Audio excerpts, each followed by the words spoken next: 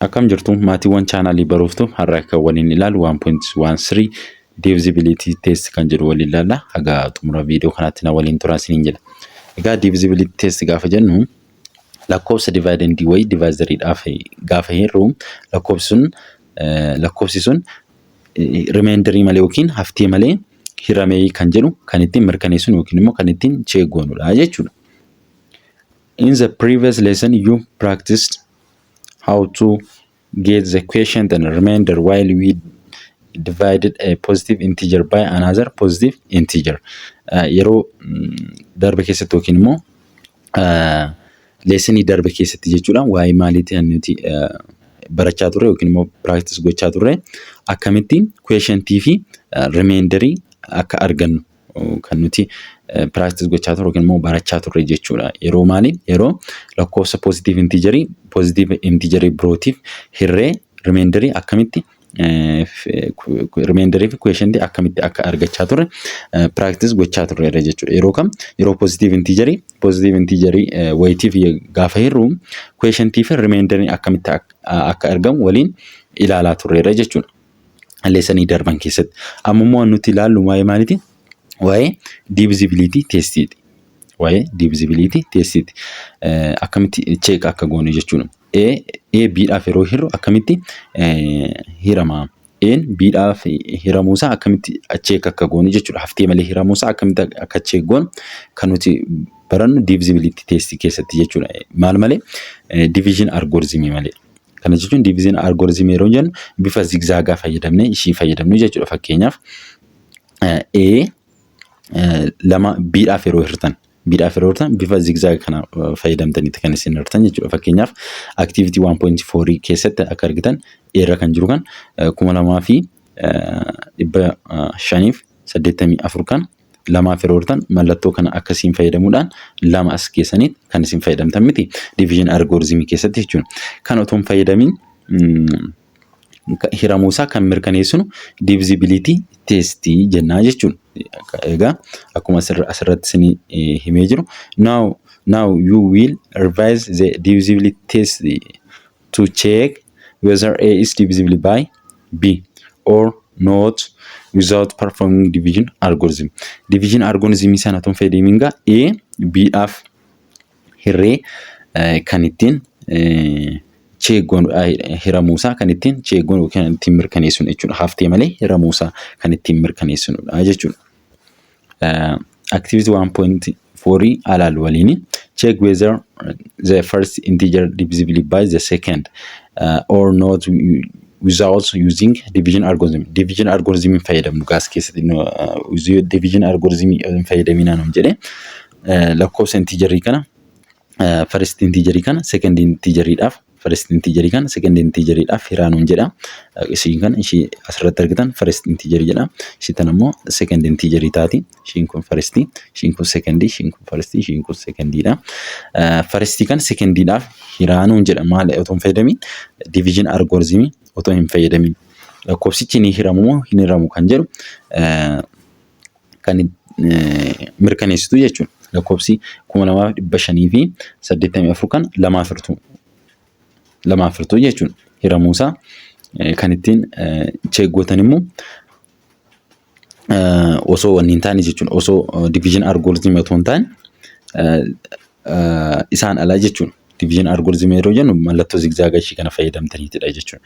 Isa otoo hin fayyadamin kan isin hojjettan jechuudha. Activity kana ni hiramaa yookiin immoo hin hiramu haftee malee jechuudha. Haftee malee hiramuuf dhiisuusaa dheedhaa hanga jiran kana kan isin hojjettan jechuudha. A irra kan jiru ni hirama, B irra kan jirus ni hirama, C irra kan jiru hin hiramu, D ni hirama, E ni hirama jechuudha.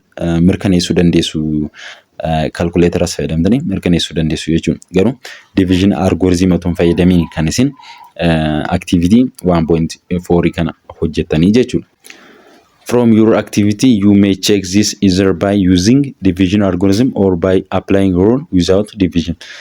Akkuma argitan division algorithm dhaanis check gochuu dandeessu jechuudha. Hiramuuf dhiisuusaa akkasumallee without division isaan applying rule without division isaaniinis check gochuu dandeessu jechuudha.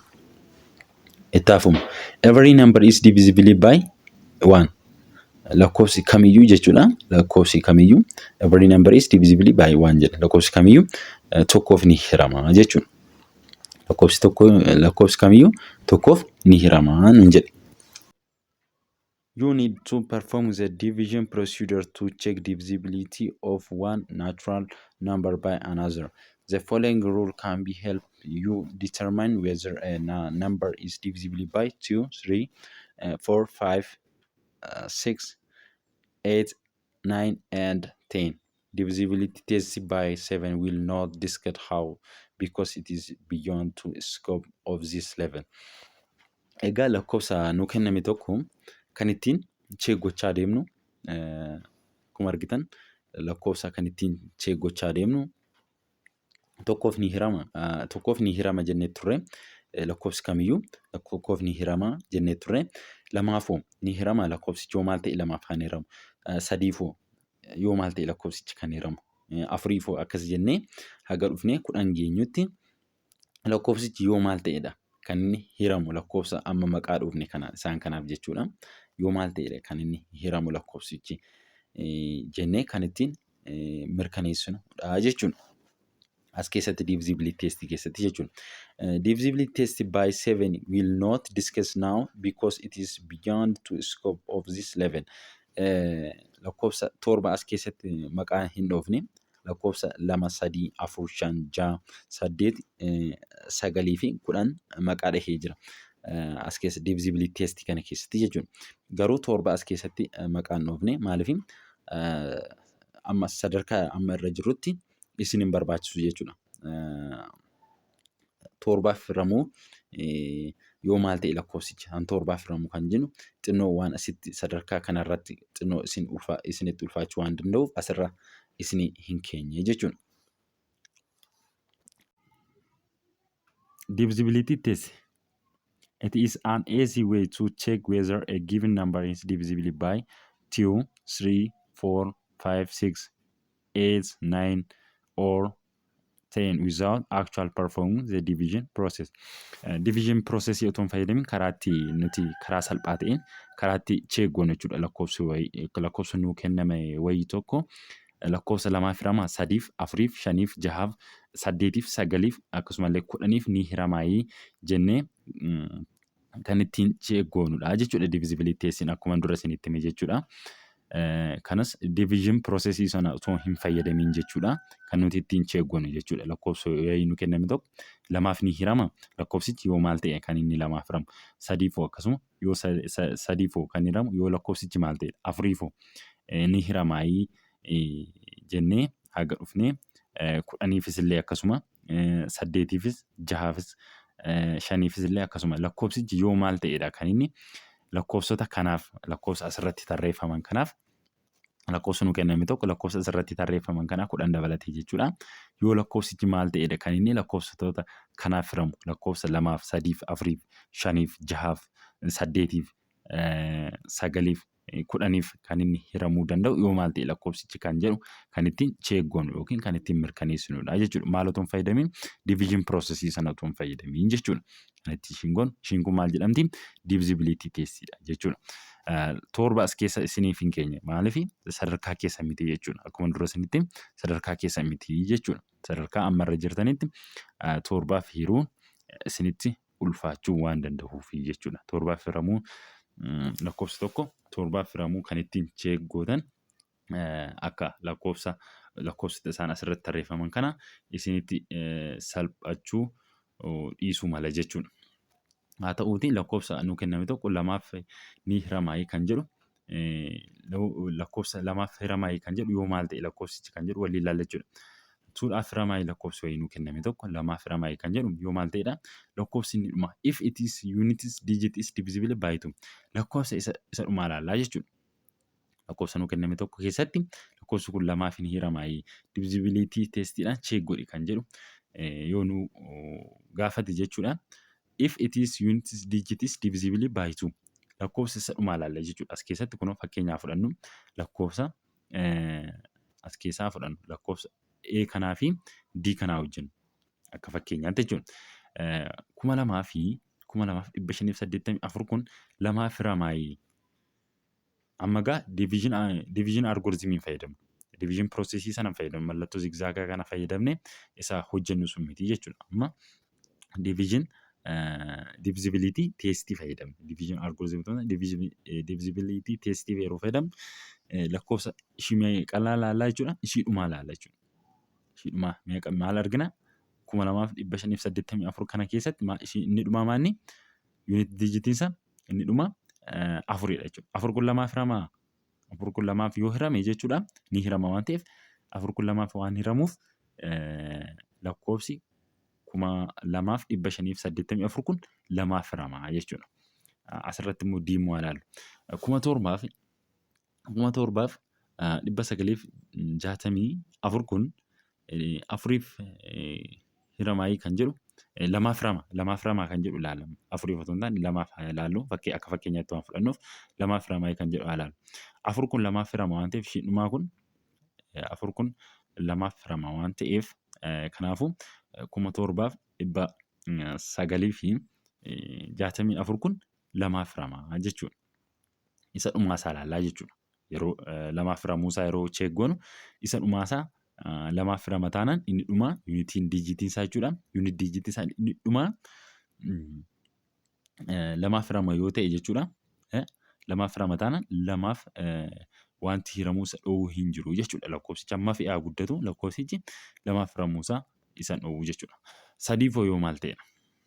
If the sum of its digit is divisible by 3. Kana jechuun immoo lakkoofsichi walitti da'uudhaan maal gootu? Lakkoofsicha walitti da'uudhaan sadiif hiramuu isaa anitti mirkaneessan jechuudha. Lakkoofsa nu kenname san dijiitii hunda isaa jechuudha. Dijiitii hunda isaa walitti daatu. Walitti daatanii booda immoo lakkoofsichi sadiif hirama yoo ta'e lakkoofsi inni duraa sun sadiif hiramaa jechuudha. Kana jechuun fakkeenyaaf fudhannu B kana fudhannu activity kana keessatti. Exercise keessatti waan hojjennuuf gadi fageenyaan isinii gala jechuudha. Akka amma yoo isinii gal exercise keessatti isinii galuu danda'a jechuudha. Sadiif hiramuusaa haa ilaallu. Fakkeenyaaf 765 kun sadiif hirama kan jedhu akkamitti cheeggoona jechuudha. Walitti daana jechuudha. 7 ida'uu 6 ida'uu 5 meeqadha jechuudha? 18 ta'a. 6 waliigalli isaa ida'ama isaa walitti daatu sana booda meeqa argattan jechuudha? Waliigala 18 argattan. 18 immoo sadiif hirama. 18 sadiif hirama. Hin hirama. 18 yeroo hiramu 6 jaan ga'u. 18 6 yeroo hurtan 18 sadiif yeroo hurtan 6 nu ga'a. Kanaafuu ida'amni isaa jechuudha. Ida'amni waliigalaa isaa dijiitii achi keessa jiru. Dijiitiin isaa haga 10 iyyuu adeemu haga meeqa iyyuu adeemu walitti daatanii lakkoofsicha walitti daatanii sadiif yoo hirtan hirameera taanaan haftee malee yookiin immoo rimaayindarii malee hirameera taanaan lakkoofsichi sadiif hiramaa jechuudha. Ifadha jedhee yaada. Ani ifa isiniin taane koomentii jalatti naa barreessuu hin dagatina. Isiniif deebisaa jechuudha. Afuriifoo lakkoofsichi yoo maal ta'edha kan inni hiramu kan jedhu waliin laalla jechuudha. If the number of formed by its last 2 digits divisible by 4. Kun immoo maal faana wal fakkaatti? Akkuma isa lammaffaa faana jechuudha. Isa immoo maal laalla? Isa lammaffaa irratti dijiitii shidhumaa laalla. Arfaffaa irratti immoo dijiitii dhuma lamaan laalla jechuudha. Dijiitii dhuma lamaan laalla. Kana jechuun asirratti ilaallu. Kun asirratti ilaaluu dandeessu. Dijiitii isa dhumaa laalla jechuudha. Fakkeenyaaf ishii kana asii balleessanii afuraa ilaallu. Afuriif hiramuusaa akkamiin laalla? Dijiitii dhumaa lamaan laalla. 84 arganna asirraa. 84 arganna miti. 84 kun lamaaf hirtu. Afuriif hirtu. Afuriif yoo hirtanii yoo hiramee haftee malee jechuudha. Lakkoofsi 2,584 kun afuriif hiramaa jechuudha. Ammas ishii siirra jirtu kana ilaalu 85 argan. 85 kana maal gootu? 85 kana afurii firtu yeroo firtan haftee malee hiramee fi taanaan lakkoofsa kanaaf hiramaa jechuun. Akkasuma diirra haa ilaallu. 64 argina. 2 digit lakkoofsa 2 digitii ilaaltu jechuudha. Isa dhumaa digitii 2 ilaaltu jechuudha. Digitii 2 inni dhumaa eenyudha? 64. 64 kana meeqa firtu? Afurii firtu. Afuriif 64 kana afuriif yeroo hirtan haftee malee hirameera taanaan lakkoofsi kun 7964 kun jechuudha. Afuriif hiramaa jechuudha. Akkasuma isa kana immoo kanas yeroo ilaaltan meeqa argattu? 75 argattu. 75 kana afurii firtu. Afuriif firtanii haftee malee hirameera taanaan 75 kun afuriif lakkoofsi inni kun jechuudha. Hundisaa kun lakkoofsi kun meeqaaf hirama jechuudha? Afuriif hiramaa jechuudha. Ifadha jedhee yaada. Inni itti aanu immoo shanaffaa. Shanaffaan lakkoofsichi maal ta'e? Kan inni shaniif hiramu kan jedhu waliin ilaalla. If its units digit is either 0 or 5. Kun immoo lakkoofsa inni dhumaa isaa shaniif kan hiramu jechuudha lakkoofsichi. Lakkoofsi inni dhumaa 0 yookiin 5 yoo ta'e lakkoofsichi shaniif hiramaa jechuudha. Fakkeenya asirraa ilaala. Fakkeenyaaf asirraa eeraa yeroo ilaaltan lakkoofsi inni dhumaa maanni? Afuridha. Kanaafuu otoo yookiin 0 ta'ee raate yookiin immoo 5 otoo ta'ee jiraate lakkoofsi kun shaniif hiramaa jechuudha. Lakkoofsi 5,584 kun otoo dhumni isaa 0 ta'ee jiraate yookiin immoo 5 ta'ee jiraate lakkoofsi kun shaniif hiramaa jechuudha. Asirratti argitan irratti argitan yookiin immoo irratti inni argitan kun inni dhumaa isaa shanidha. Kanaafuu shaniif hiramaa jechuudha. Otoo 0 ta'ee jiraates otoo asirratti iddoo 5 ta'e kun otoo 0 ta'ee jiraate meeqaaf hirama jechuudha? Shaniif hirama. Asirrattis irratti inni argitan kun meeqaaf hirama? Shaniif hiramaa jechuudha. Osoo asitti 0 ta'ee jiraates 0 ta'ee jiraates shaniif hiramaa jechuudha. Shaniif kan hiramu dhuma isaa ilaaltu jechuudha. Akkuma lamaaf hiramuusaa dhuma isaarra deemtanii lamaaf hiramuusaa mirkaneessan asirratti immoo shanirra yeroo geessan immoo 0 fi 5 arginaan shaniif hiramaa jechuudha. 0 yookiin 5 yoo argitan lakkoofsichi shaniif hiramaa jechuudha. Dhuma isaarra ilaaltu. Inni ja'affaanoo yoo maal ta'edha kan jedhu waliin ilaalla. If it is divisible by 2 and 3. Ja'aaf immoo hirama kan jennu lakkoofsichi lamaaf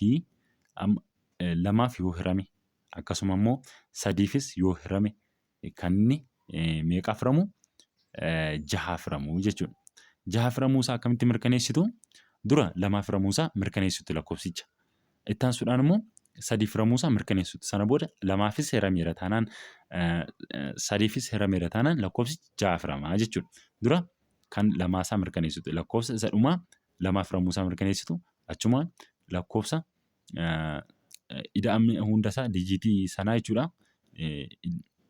Ida'ama dijiitii sanaa sadiif hiramuusaa mirkaneessitu erga hiramee fi sadiif hirame jennaani sadiif hiramuusaa erga mirkaneessine ja'aaf hiramaa jechuudha. Akkasuma sadiifis lamaafis yoo yeroo hiramu ja'aaf ni hiramaa jechuudha. Ifadha jedhee yaada. Saddeetiif yoo maal ta'edha? Osoo kanatti hin galiin dura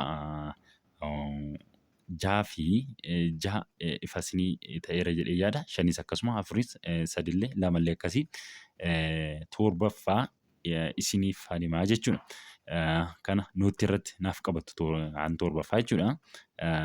Na hordofaa seeraan isiniif hima.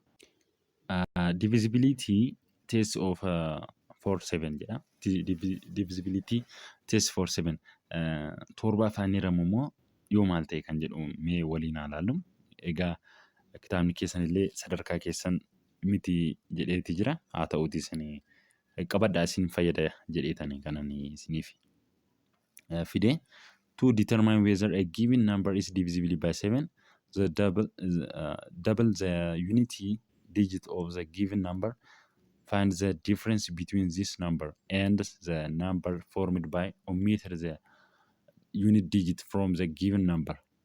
If necessary, repeat this producer unit, you obtain the small difference.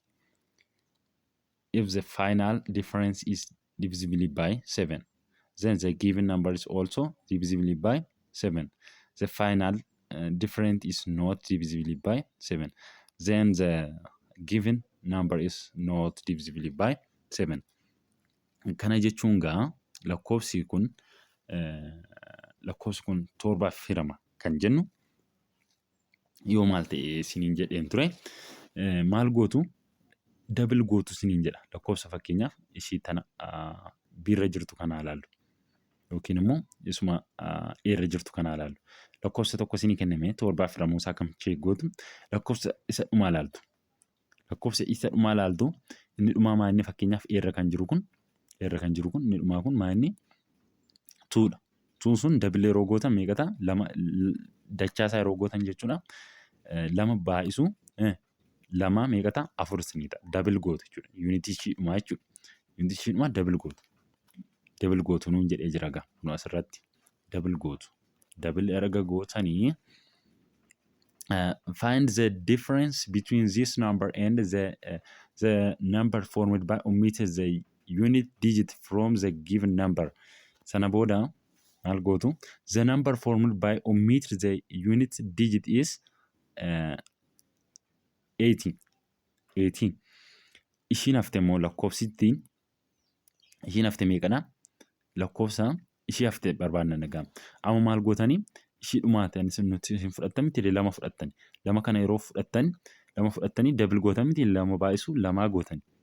Ishiin hafte meeqadha? 18. Lakkoofsa ishii hafte kana ilaaltu. Lakkoofsi ishiin hafte kun 18. 18 kana ni fudhattu. Erga fudhattanii booda 18 sun keewwattu jechuudha. 18 kana keewwatan miti dura inni ittiin baay'iftan sun meeqa ture? 4 ture. 4 ture miti.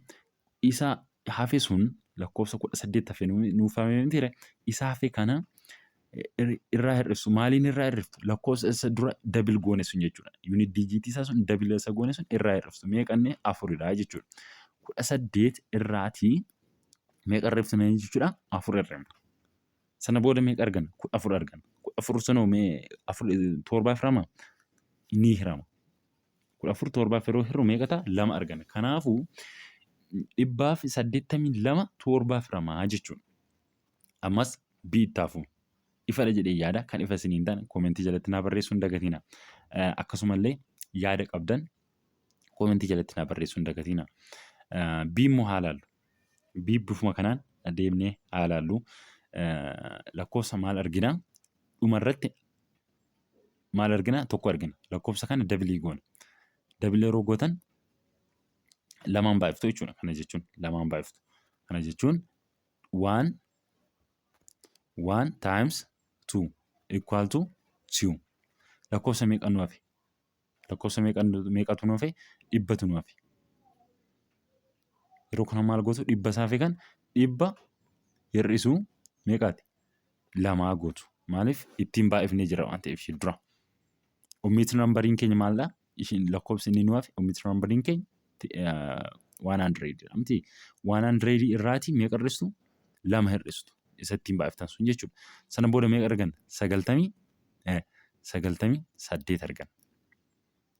2 yeroo irraa argamnu jechuudha. 98 arganna. 98 arganna.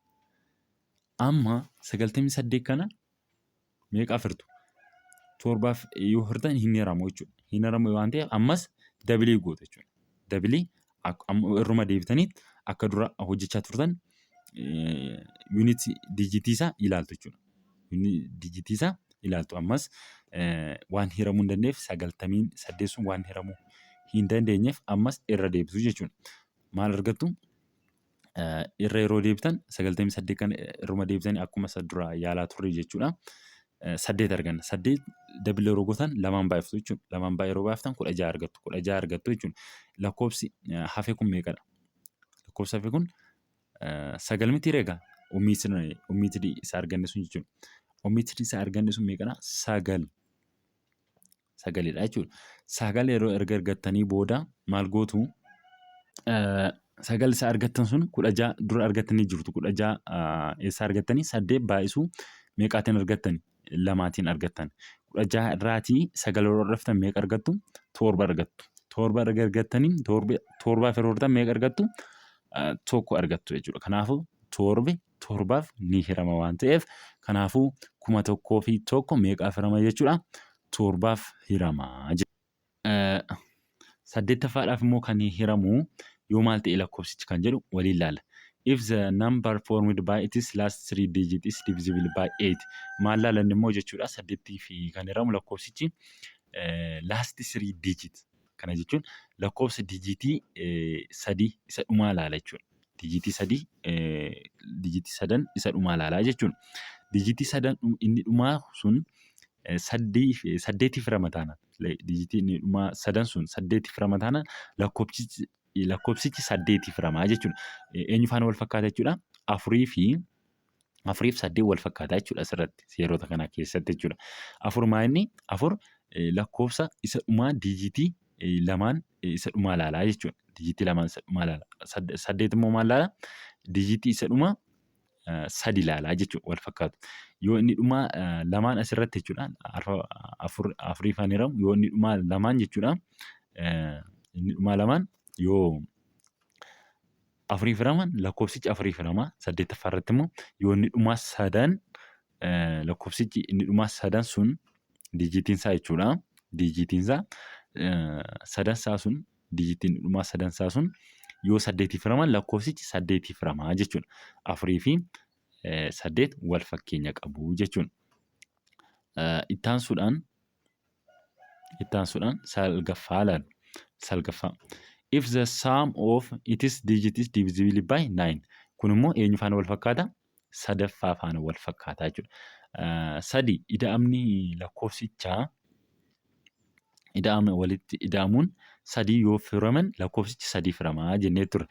Salgaffaan immoo akkuma sadaffaa walitti ida'amanii dijitoonni hundi isaanii sun walitti ida'amuudhaan yoo sagaliif hiraman lakkoofsichi sagaliif hiramaa jechuudha.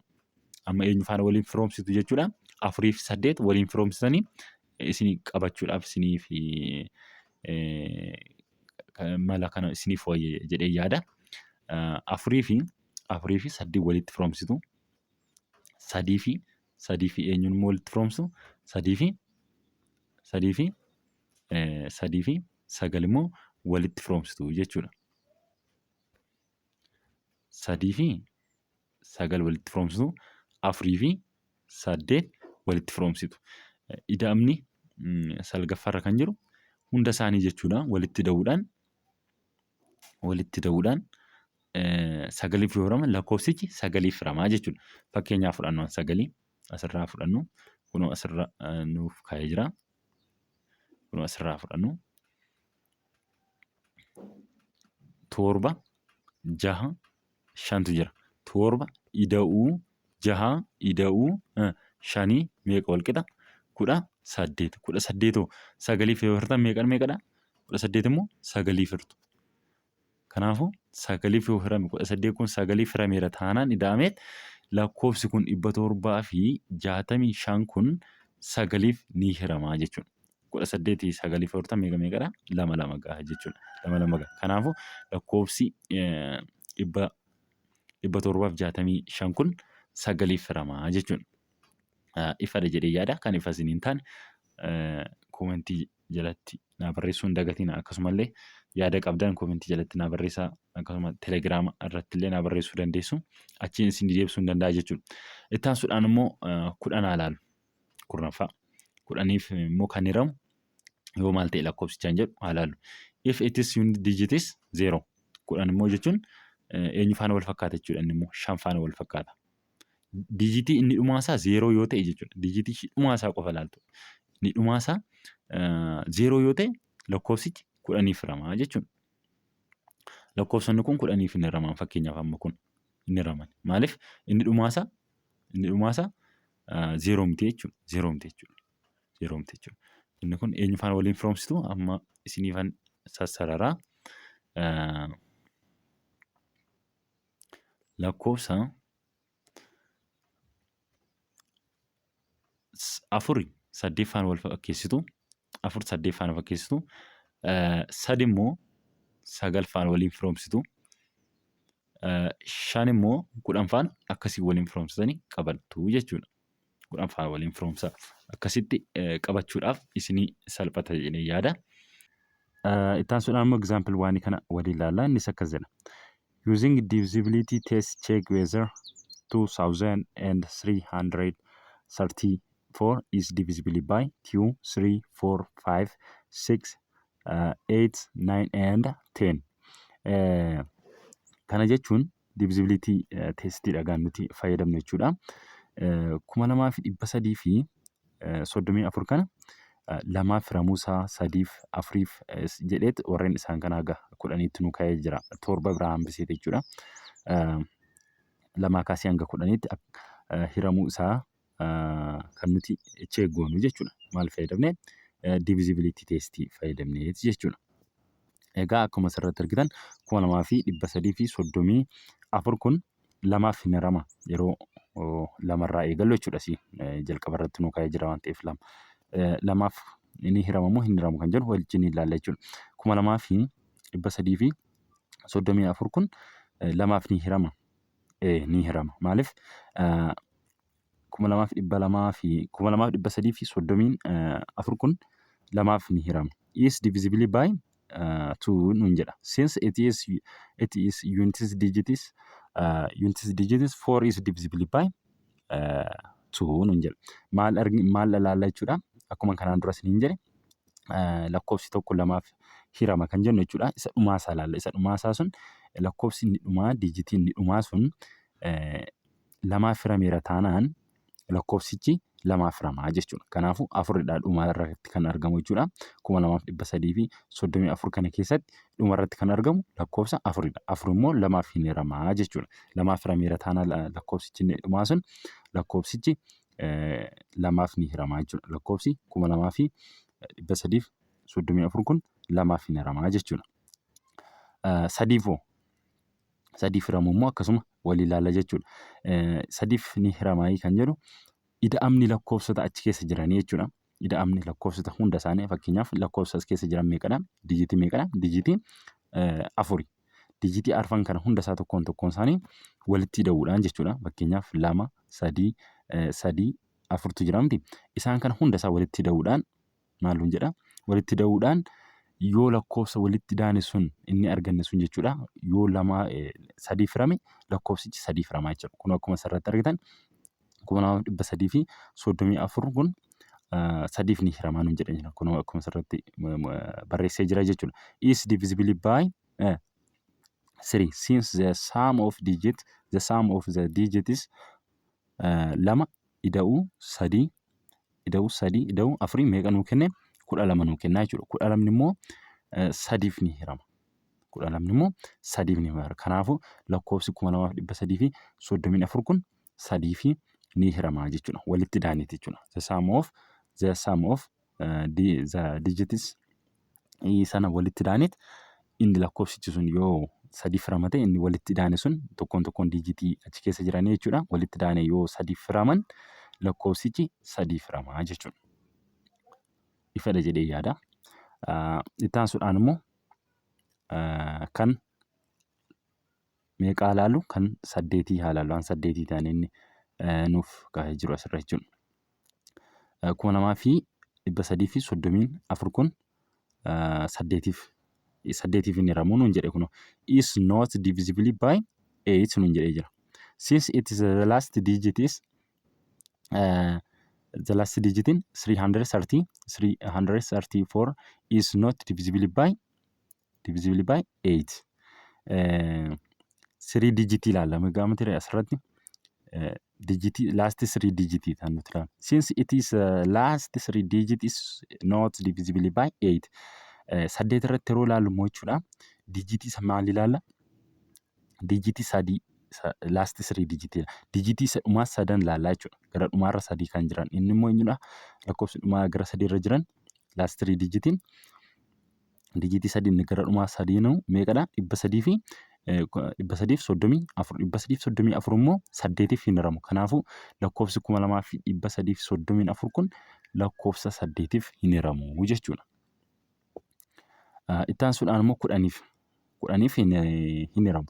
Maaliif sababni isaa 2334 kun kudhaniif hin hiramu. Sababni isaa kanaan dura isiniif hojjedheen ture viidiyoo darbe keessatti sababa inni hin hiramneef sababni isaa maali? Diijitii inni dhumaasaa kudhaniif hiramuu danda'u zeeroo ta'uu qaba jechuudha. Zeeroo diijitii inni dhumaa zeeroo ta'uu qaba. Fakkeenyaaf otoo asitti 4 inni jedhe kun 34 inni jedhe kun 30 otoo jedhe yookaan bakka 4 kanatti zeeroo otoo ta'ee jiraate kudhaniif ni hiramaa jechuudha. Kanaafuu kudhaniif hin hiramu jechuudha. Is not divisible by 10 since it units digit is not 0 waan 0 hin taaneef diijitii inni dhumaa isaa 0 waan hin taaneef kudhaniif hin hiramu jechuudha. Otoo isheen asii kun 0 ta'ee jiraate kudhaniif ni hiramaa jechuudha. Itti aansuudhaan immoo kan jahaaf immoo yoo maal ta'edha kan jedhudha.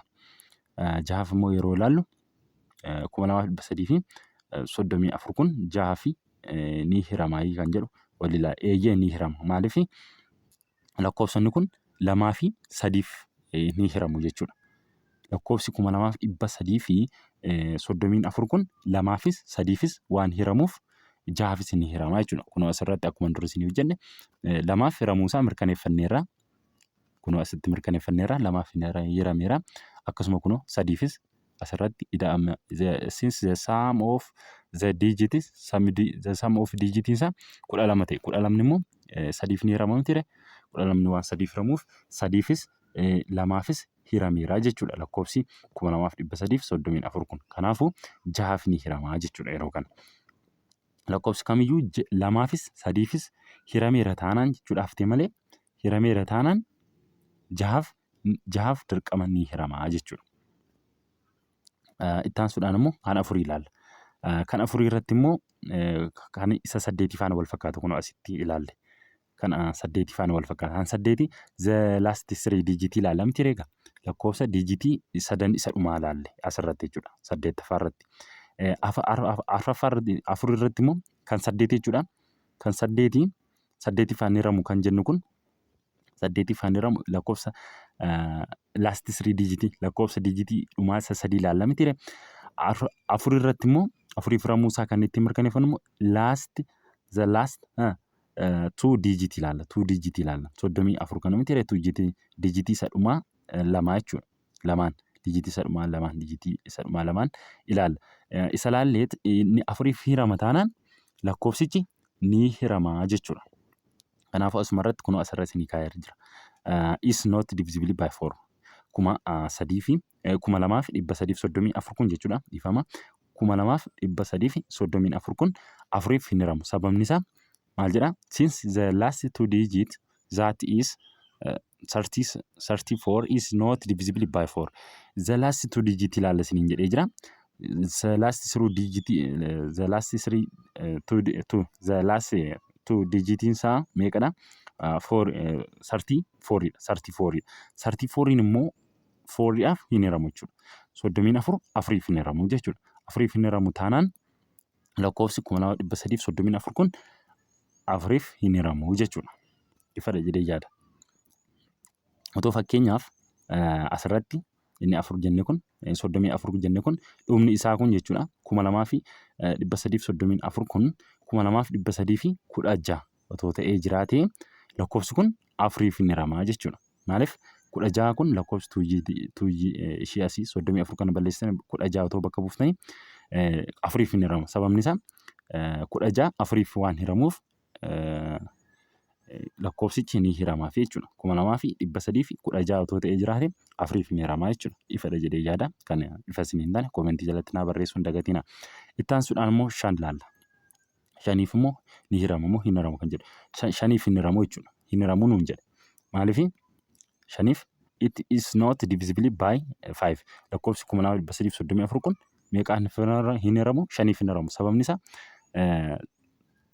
diijitii inni dhumaa isaa yookiin 0 ta'uu qaba yookiin 5 ta'uu qaba jechuudha. Kanaafuu lakkoofsi isaa waan 0 fi 5 waan hin taaneef 4 waan ta'ee jiruuf asitti hin hiramu jechuudha. Sababni isaa since it is units digit is not either 0 or 5.